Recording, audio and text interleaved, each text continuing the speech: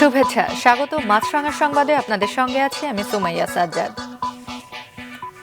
দেশের বিভিন্ন এলাকায় বাড়ছে ডেঙ্গুর প্রকোপ। ঝুঁকিপূর্ণ হয়ে উঠেছে 11 জেলা। সর্বোচ্চ সংক্রমিত এলাকা বরগুনা ছাড়াও বরিশাল, পটুয়াখালী, চট্টগ্রাম, কুমিল্লা, গাজীপুর, কক্সবাজার, মাদারীপুর, পিরোজপুর ও চাঁদপুরে ছড়িয়ে পড়েছে ডেঙ্গু।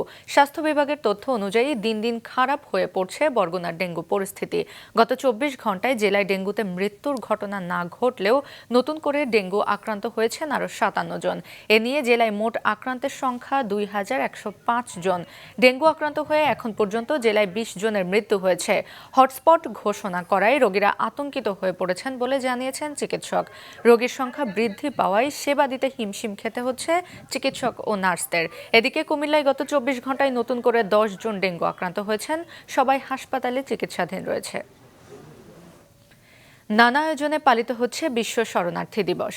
এদিকে 8 বছরেও আলোর মুখ দেখেনি রোহিঙ্গা প্রত্যাবাসন।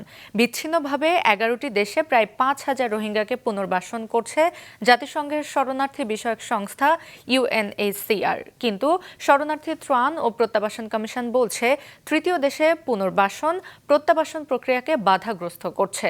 কক্সবাজার প্রতিনিধি সুনীল বড়ুয়ার রিপোর্ট। মিয়ানমারের নির্যাতনের শিকার হয়ে লাখ লাখ রোহিঙ্গা দীর্ঘ 8 বছর আগে পালিয়ে আসে বাংলাদেশে। নানা আলোচনার পরও ফেরত পাঠানো সম্ভব হয়নি রোহিঙ্গাদের। তবে তাদের মধ্য থেকে প্রায় 5,000 রোহিঙ্গাকে বিশ্বের 11টি দেশে পুনর্বাসনের উদ্যোগ নেয় জাতিসংঘের শরণার্থী বিষয়ক সংস্থা UNHCR। কিন্তু আশ্রয় নেওয়া রোহিঙ্গারা বলছেন তৃতীয় দেশে পুনর্বাসন কোনো স্থায়ী সমাধান নয়। নিজ দেশে ফিরতে চান তারা। মানুষ আরা এড়ে গেলে আরা কেঙ্গুচি মারা আঁধো যাইবি আরা ইয়ান বিদেশের মাঝে এলমদারে নিজে বলা আরা ইয়ান নসাই রিসেটল কদিয়ান আরা সলিউশন ন কিন্তু সিকিউরিটি ছিল ইয়ারে ইউএনআর দে বাংলাদেশে 1,000 জনদের দলীয় কিনরা রিজেক্ট নকরি। শিক্ষিত রোহিঙ্গাদের মধ্যে তৃতীয় দেশে চলে যাওয়ার আকাঙ্ক্ষা বেড়ে যাওয়ায় নিজ দেশে ফেরার বিষয়ে অনাগ্রহ তৈরি হচ্ছে।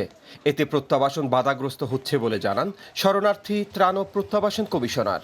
রিসেটলমেন্টের একটা বিরূপ প্রতিক্রিয়া অনস্বীকার্য। সেটি হচ্ছে রোহিঙ্গাদের মধ্যে এই মনোভাব তৈরি হয় যে সে ইউরোপ, আমেরিকা বা অস্ট্রেলিয়া কোনো একটা দেশে সেটেল হবে। হয়তো 1000-এর ভিতরে একজন যাবে, কিন্তু 1000-ই মনে করে সে যাবে। তাতে করে তার দেশে ফেরার যে আগ্রহ সেটি ক্ষতিগ্রস্ত হয় বলে আমি বিশ্বাস করি। সরকারি হিসেবে বর্তমানে বাংলাদেশে প্রায় 13 লাখ রোহিঙ্গা অবস্থান করছে, যার মধ্যে 2,04,274টি পরিবারের 10,05,520 জন নিবন্ধিত। এছাড়াও প্রতিবছর নতুন জন্ম নিচ্ছে প্রায় 35,000 শিশু।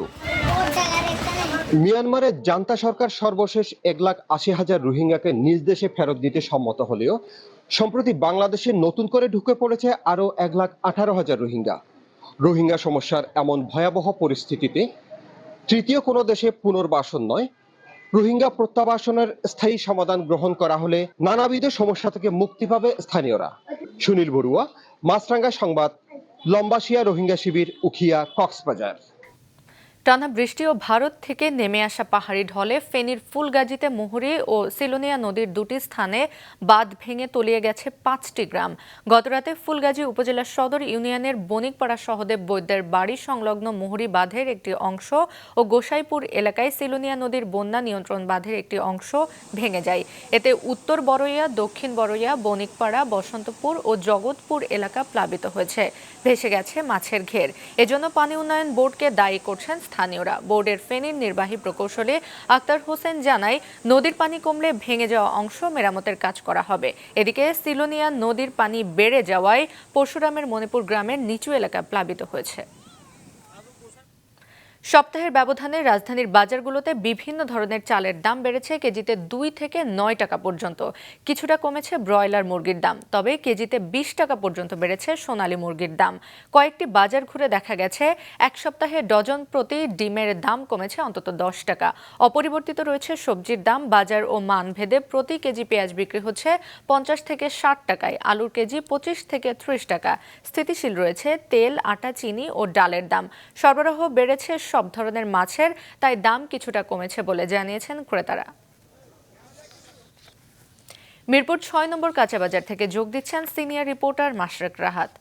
রাহাত, পণ্যের সরবরাহ কেমন দেখছেন এবং দাম নিয়ে ক্রেতারা কি বলছে?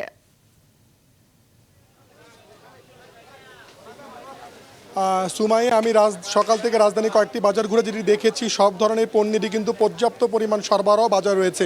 আমি যেমনটি বলতে পারি, যেমন আমি বাজারে দেখেছি প্রত্যেকটি চালের দোকানেই কিন্তু বস্তায় বস্তায় চাল মজুত রয়েছে, কিন্তু তারপরেও কিন্তু চালের দাম সপ্তাহের ব্যবধানে 2 থেকে 9 টাকা বেড়েছে। আমি বিক্রেতাদের সাথে কথা বলেছি, তারা যেটি বলছে তারাও নাকি কোনো কারণ খুঁজে পাচ্ছেন না। তারা বলছেন এখন চালের আসলে ভরা মৌসুম, চালের দাম বাড়ার কোনো কারণ নেই। তাদের যেটি দাবি, তারা বেশি দামে কিনছেন, যে কারণে তারা আসলে বেশি দামে চাল বিক্রি করছেন।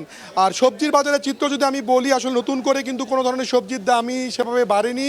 ঈদের আগে আসলে যে দামে সবজিগুলো বিক্রি হচ্ছিল, ঠিক একই ধরনের দামেই কিন্তু আসলে সবজি রাজধানীর বাজারগুলোতে বিক্রি হচ্ছে। আবার দেখেন মুরগির দাম কিন্তু কেজিতে 20 থেকে 30 টাকা বেড়েছে। আবার অন্যদিকে কিন্তু মুরগির ডিমের দাম ডজন প্রতি 10 টাকা কমেছে। এখন ক্রেতারা যেটি বলছেন, বাজারে নতুন করে আর কোনো সিন্ডিকেট হচ্ছে কিনা সেটি আসলে খতিয়ে দেখা দরকার, এবং বাজারে আসলে মনিটরিং এবং তদারকির একটি অভাব আছে।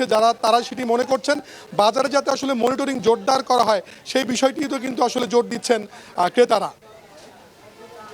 ধন্যবাদ রাহাত। মিরপুর 6 থেকে কাঁচা বাজারের পরিস্থিতি জানালেন সহকর্মী মাশরেক রাহাত। ইরান ইসরায়েল সংঘাত প্রসঙ্গ। 8 দিনের মতো ইরান ইসরায়েলের মধ্যে পাল্টা হামলা অব্যাহত রয়েছে। সংঘাতে যুক্তরাষ্ট্র যুক্ত হবে কিনা এ বিষয়ে 2 সপ্তাহের মধ্যে সিদ্ধান্ত নেবেন মার্কিন প্রেসিডেন্ট ডোনাল্ড ট্রাম্প। চলমান সংঘাত জাতিসংঘের নিরাপত্তা পরিষদে জরুরি বৈঠক হবে আজ। দ্বিতীয় সপ্তাহে গড়িয়েছে ইরান ইসরায়েল সংঘাত।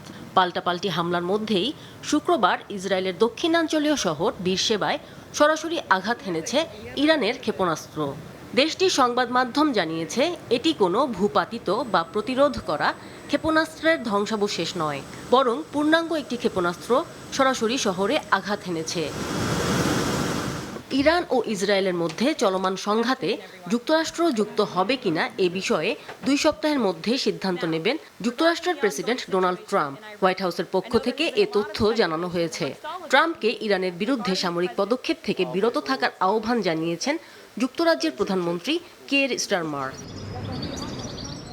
ইরান ইসরায়েলের চলমান সংঘাত নিয়ে আজ জরুরি বৈঠকে বসবে জাতিসংঘের নিরাপত্তা পরিষদ। এছাড়া আজ সুইজারল্যান্ডের রাজধানী জেনেভায় ইরানের পরমাণু প্রকল্প এবং ইসরায়েলের সঙ্গে চলমান সংঘাত নিয়ে ফ্রান্স, জার্মানি, ব্রিটেনের পররাষ্ট্র মন্ত্রীদের সঙ্গে বৈঠকে বসছেন ইরানের পররাষ্ট্রমন্ত্রী আব্বাস আরাকচি। এদিকে ইরানের পাশে থাকার ঘোষণা দিয়েছে লেবাননের শক্তিশালী সশস্ত্র গোষ্ঠী হিজবুল্লাহ। এক বৈঠকে ইরানকে কখনোই পারমাণবিক অস্ত্র অর্জন করতে দেয়া হবে না বলে একমত হয়েছেন যুক্তরাষ্ট্র এবং যুক্তরাজ্যের পররাষ্ট্রমন্ত্রীরা। আমিনা লুসি, মাছরাঙা, নিউজ ডেস্ক। এই ছিল এখনকার মতো। ফেসবুকে আপডেট পেতে ভিজিট করুন মাছরাঙা টেলিভিশনের পেজে, ইউটিউব চ্যানেলেও দেখতে পারেন আমাদের সংবাদ, প্রতিবেদন এবং অনুষ্ঠান। আমাদের পরবর্তী সংবাদ দুপুর 2টায় দেখার আমন্ত্রণ রইল।